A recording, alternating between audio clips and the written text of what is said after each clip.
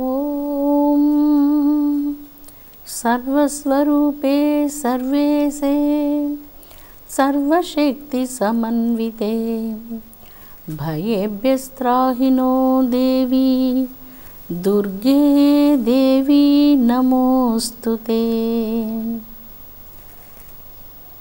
అమృతాత్మస్వరూపులైన మీ అందరికీ మీ తల్లి అవ్యాజ్యమైనటువంటి మాతృప్రేమనందిస్తూ గత 2 వారాల్లో శ్రీదేవి యొక్క శ్రీపాదాంబుజాలను గురించి మనం చెప్పుకున్నాం. సింజానమణి మంజీర మండిత శ్రీపదాంబుజ మరాళీ మందగమన. ఈ 2 మంత్రాలు సింజానమణి మంజీర మండిత శ్రీపదాంబుజ 16 బీజమంత్రాలతో విరాజిల్లుతుంటే మరాళీ మందగమన అష్టాక్షరీ మంత్రరాజమైంది. సింజాన మణుల యొక్క కలకల నాదాల యొక్క దివ్య ధ్వనులతో విరాజిల్లేటువంటి దివ్య శ్రీపాదాంబుజాలు కలిగినటువంటిది శ్రీమాత. ఆ పాదాంబుజాలు నెమ్మదిగా ఆడరాజహంస వలె నడయాడుతూ ఉంటాయి.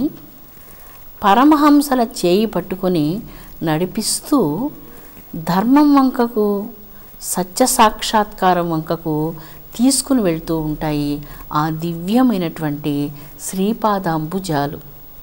కలకలిత అవ్యక్త మధుర నాదంతో వేదాలతో అలంకృతమైనటువంటి పవిత్ర పాదాంబుజాలు. మణిమాణిక్యాల దగద్ధాయమానమైనటువంటి తేజస్సుతో స్వయంగా తామే తేజస్సును కలిగినటువంటి ఆ శ్రీపాదాంబుజాలు, బ్రహ్మాండ కోట్లకు వెలుగునిచ్చేటువంటి ఆ శ్రీపాదాంబుజాలు, అమృత వర్షాన్ని వర్షించేటువంటి ఆ శ్రీపాదాంబుజాలు, వేద మంత్రాలన్నీ కూడా స్త్రీల వలె రూపుదాల్చి ఆ శ్రీపాదాంబుజాలను నిరంతరం సంసేవిస్తూ ఉంటాయి. వేద వనితల యొక్క శిరోభాగాల మీద నర్తించేటువంటివి ఆ శ్రీపాదాంబుజాలు. నటరాజుతో కలిసి నాట్యం చేసేటువంటివి ఆ శ్రీపాదాంబుజాలు. ఎటువంటి మహాపాపాత్ములైనా సరే స్మరణ మాత్రం చేతనే వారిని పునీతులు చేసేటువంటివి ఆ శ్రీపాదాంబుజాలు. పరమహంసల హృదయాలలో పండు వెన్నెలలాగా వెలుగొందేటువంటివి ఆ శ్రీపాదాంబుజాలు. ఆ శ్రీపాదాంబుజాలకు నమస్కరిద్దాం. మరాళీ మందగమన అన్న మంత్రానికి అర్థము రాజహంస అని ఒక అర్థం వస్తుంది, ఆడుహంస అని ఒక అర్థం వస్తుంది, సూర్యుడు అని ఒక అర్థం వస్తుంది, జీవాత్మ అని కూడా అర్థం వస్తుంది. ఇలాగా ఎన్నో అర్థాలు అందులో ఉన్నాయి. జగదంబిక అద్భుతమైనటువంటి రాజహంసికయ్యై మందగమనంతో కుండలిని అన్నటువంటి శక్తి స్వరూపంగా షట్చక్రాలను భేదించుకొని సహస్రార కమలంలో విహరించేటువంటి దివ్యమైనటువంటి మాతృమూర్తిగా, హంస గాయత్రి మంత్రస్వరూపిణిగా ఈ శ్లోకంలో గూఢంగా యోగ రహస్యాలను నిక్షిప్తం చేసుకొని సాధకుడు ఎంత యోగ్యతను అనుసరించి సాధన చేస్తే అటువంటి అపురూపమైనటువంటి దివ్యానుభవాన్ని స్వయంగా అనుభవం పొందేందుకు ఈ మంత్రరాజ్యము దారి చూపిస్తూ ఉంది. సాముద్రిక శాస్త్రాన్ని అనుసరించి ఉత్తమోత్తమైనటువంటి స్త్రీలందరినీ కూడా మందగామనులుగా వర్ణిస్తూ ఉంది ఈ మంత్రరాజ్యం. ఈ పవిత్ర మంత్రరాజ్యంలో జగదంబిక సకల సర్వోత్కృష్టములైనటువంటి పరమహంసలందరికీ తాను మేరుపూసగా నిలచి ఆ యోగయోగీశ్వరులను, ఋషీశ్వరులను ఆత్మకైవల్య సామ్రాజ్యానికి నడిపించేటువంటి తల్లి గనుక ఇక్కడ ఆడరాజహంసగా వర్ణించడం చాలా సముచితంగా ఉన్నది అనిపిస్తుంది. ఆ తర్వాతి మంత్రము మహాలావణ్య సేవతి అన్నటువంటిది 48వ మంత్రం. లావణ్య అన్నటువంటి శబ్దాన్ని తీసుకున్నప్పుడు చాలా శోభ, సౌందర్యము, అందము అన్నటువంటి పదాలు దీనికి మనం వాడుతూ ఉంటాం. కానీ ఇక్కడ లావణ్య అన్నటువంటి పదాన్ని యథార్థంగా అర్థం తీసుకున్నప్పుడు మంచి మేలిముత్యాలు, జాతి ముత్యాలు, ఆ మేలిముత్యాల యొక్క దగద్ధాయమానమైనటువంటి నిగనిగలు ఎలాగ ఉంటాయో ఆ నిగనిగల కాంతిని లావణ్యము అంటారు సంస్కృతంలో. అటువంటి సకల చరాచర సృష్టిలో ఎన్నో లావణ్యాలు ఉన్నాయి, ఎన్నో అందమైనటువంటి వస్తువులు ఉన్నాయి, ఎన్నో అపురూపమైనటువంటి సౌందర్యాలు ఈ సృష్టిలో ఉన్నాయి. అన్నిటికంటే మహా సౌందర్యవంతమైనటువంటిది ఏమిటి? ఉన్నత హృదయం కంటే సౌందర్యం మరెక్కడ గోచరిస్తుంది?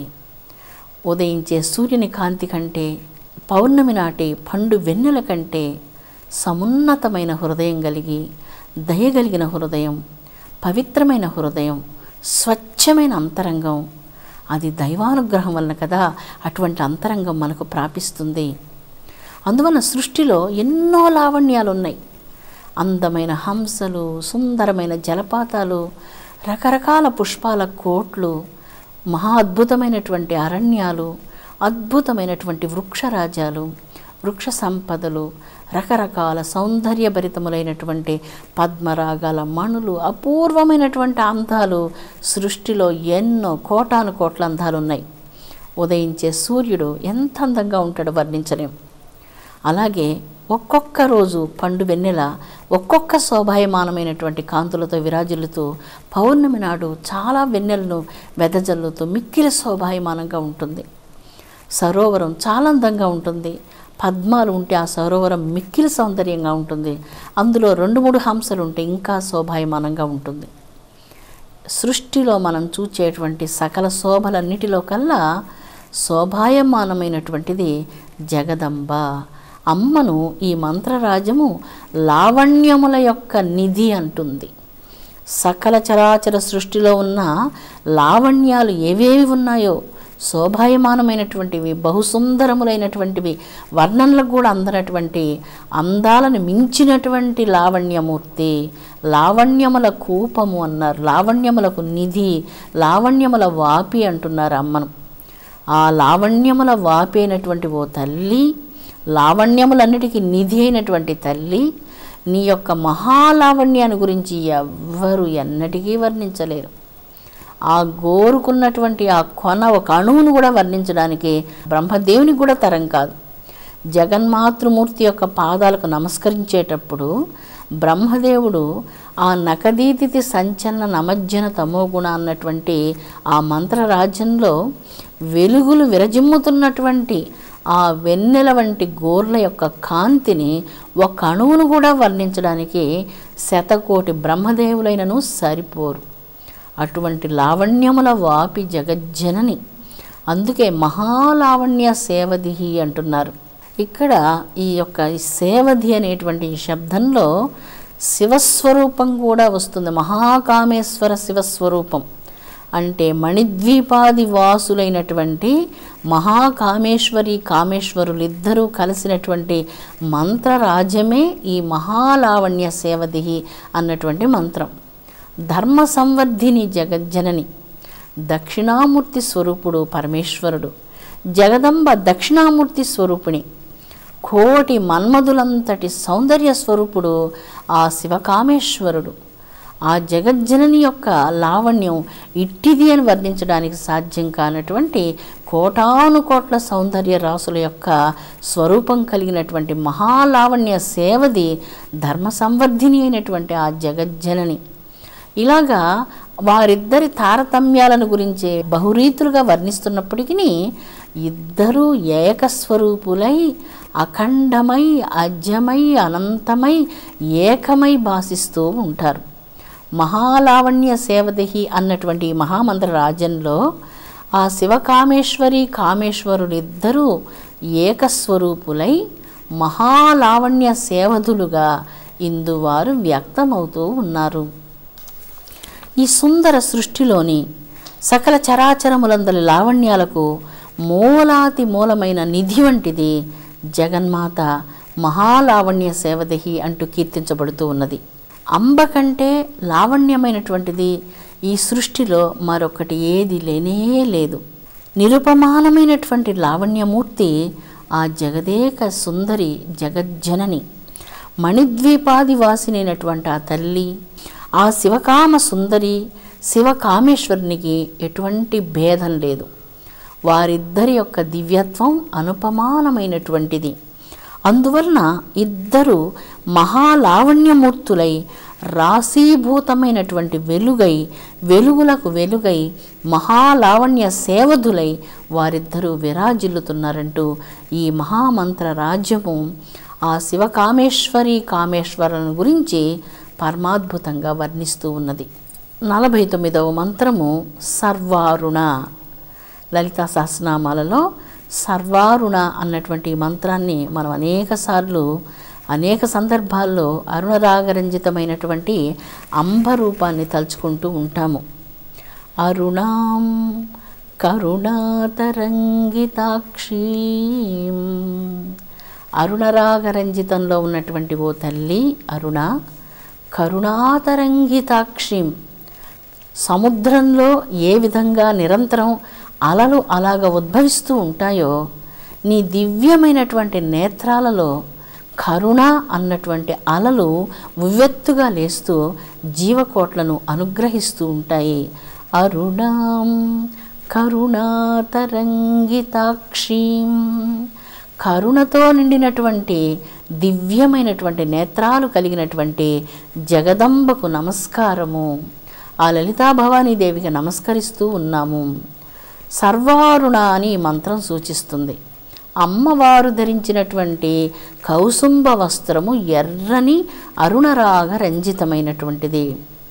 జగజ్జనని యొక్క శ్రీపాదాంబుజాలు తామర పుష్పాలులాగా, తామర మొగ్గలలాగా మృదువైనటువంటివి ఎర్రని కాంతి కలిగి ఉండగా, పవిత్రమైనటువంటి లాక్షారసంతో అలంకృతమైనటువంటి ఆ పాదాలు దానిమ్మ పువ్వుల్లాగా మెరుస్తూ ఉన్నాయి. అమ్మవారు జపాకుసుమాలంటే మిక్కిలి ప్రీతి కలిగినటువంటిది. దానిమ్మ పువ్వులు, దాసాని పువ్వులు అంటే ప్రియమైనటువంటిది. అందువల్ల తానే స్వయంగా ఒక దాసాని పువ్వు వలె ప్రకాశిస్తూ ఉన్నది జగదంబిక. జగజ్జనని ఎర్రని పద్మరాగాలతో ఉన్నటువంటి దివ్య ఆభరణాలను, మణిమయములైనటువంటి మంజీరాలను ధరించి శోభిస్తూ ఉన్నది. జగదంబ ఎర్ర చందనంతో అలంకృతమై ఉన్నది. సకుంకుమ విలేపనమంటున్నారు. కుంకుమతో అర్చించబడినటువంటి శ్రీపాదాంబుజములు కలిగినటువంటిది, కుంకుమను నుదుట ధరించి ఉన్నటువంటిది, అంతా ఎర్రగా కనిపిస్తుంది. ఇక్కడ జగదంబ వస్త్రాలు ఎరుపు, ధరించిన పుష్పమాలికలు ఎరుపు, ధరించినటువంటి ఆభరణాలు ఎరుపు, తల్లి హస్తాలు ఎర్రగా ఉన్నాయి, పాదపద్మాలు ఎర్రగా ఉన్నాయి, అమ్మను అర్చించే కుంకుమ ఎర్రగా ఉన్నది. అమ్మ తాను స్వయంగా అరుణ స్వరూపిణి అయి ఉన్నది. ధ్యాయేత్ పద్మాసనస్తాం వికసితవదనాం పద్మపత్రాయతాక్షీం. ధ్యానించండి ఆ జగన్మాతను.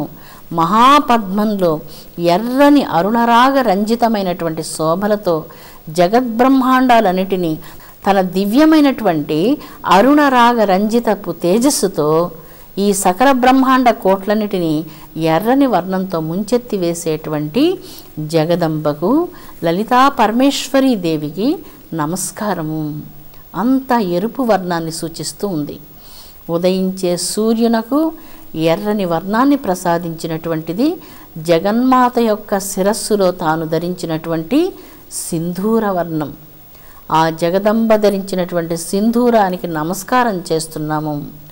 ఆ సింధూరపు కాంతి కోట్ల సూర్యుల కాంతి సదృశ్యమై మా హృదయంలో ఉన్నటువంటి తమస్సును నశింపచేయును కాక. ఆ జగదంబ పాదపద్మాలకు మేము అర్చించినటువంటి కుంకుమ అందులో ఒక్క కణము మా నుదుటను ధరించి బ్రహ్మ రాసినటువంటి తలరాతలంతటిని మార్చివేయగలిగినటువంటి శక్తి జగదంబను అర్చించినటువంటి ఆ కుంకుమ ప్రసాదానికి ఉన్నది. ఆ కుంకుమను మా నుదుట ధరించుట వలన సమస్తములైనటువంటి దోషాలు నశించి, వక్రబుద్ధులుగా ఉన్నటువంటి మా మనోబుద్ధి అహంకారాదులు నశించి అణగారి మా హృదయం తేజోవంతమైనటువంటి పవిత్రతతో, దివ్యమైనటువంటి దైవిక చైతన్య శక్తితో విరాజిల్లునుగాక అంటూ జగదంబకు మేము నమస్కారాలను సమర్పిస్తూ ఉన్నాము. ఏ దివ్య జనని సింధూరారుణ విగ్రహం త్రినయనం. జగన్మాత సింధూరారుణ విగ్రహంగా ఉన్నది. సింధూరము, అరుణవర్ణము, అరుణారుణం అంటున్నారు. ఒక్కసారి అరుణ శబ్దం కాకుండా 2 సార్లు పలుకుతూ సింధూరవర్ణంతో, అరుణవర్ణంతో, అరుణారాగరంజితమైన కాంతులతో విరాజిల్లుతూ పాశాంకుశాలను ధరించినటువంటి జగన్మోహిని, ఇక్షుకోదండాన్ని, పంచబాణాలను ధరించినటువంటి తల్లికి, అరుణరాగరంజితమైనటువంటి శోభలతో విరాజిల్లుతున్నటువంటి తల్లి సర్వారుణ. లలితాంబిక త్రిశతి మంత్రాలలో కూడా మనకు సర్వారుణ అనేటువంటి మంత్రం వస్తుంది. జగన్మాతను ఎప్పుడు ఎక్కడ ఏ కవి, ఏ యోగీశ్వరుడు, ఏ మహనీయుడు ఎలాగ వర్ణించినా జగదంబ వారందరికీ అరుణరాగరంజితమైనటువంటి ప్రభాకాంతులతోనే దర్శనం ప్రసాదించింది. ఆ జగదంబకు నమస్కరిస్తాము. ఆ దివ్యమైనటువంటి అరుణరాగరంజితపు కాంతి మా హృదయంలో ఉన్నటువంటి జన్మకోట్ల దౌర్భాగ్యాలను త్రుంచివేయును కాక.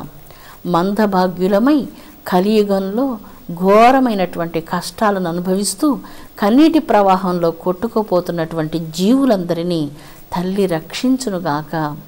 తన అరుణరాగరంజిత ప్రభాకాంతులతో మా అంధకార బంధురమైనటువంటి చీకటి జీవితాలలో తాను సూర్యోదయం వలె విరాజిల్లి మా కష్టాలన్నిటినీ దగ్ధం చేసి అపూర్వమైనటువంటి కాంతివంతమైన జీవితాన్ని, శాంతివంతమైన జీవితాన్ని మాకు అనుగ్రహించాలని జగదంబిక, బ్రహ్మాండ కోట్లకు నాయకురాలు, అఖిలాండకోటి బ్రహ్మాండాలను పరిపాలించే మహారాజ్ఞికి, మా కన్నతల్లి శ్రీమాతకు హృదయపూర్వకంగా కోటి కోటి కోటి సార్లు ఆత్మాంజలులను సమర్పిస్తున్నాము. హే జగజ్జనని, విశ్వంలో అందరికీ శాంతిని అనుగ్రహించుము, అందరికీ సౌభాగ్యాలను ప్రసాదించుము.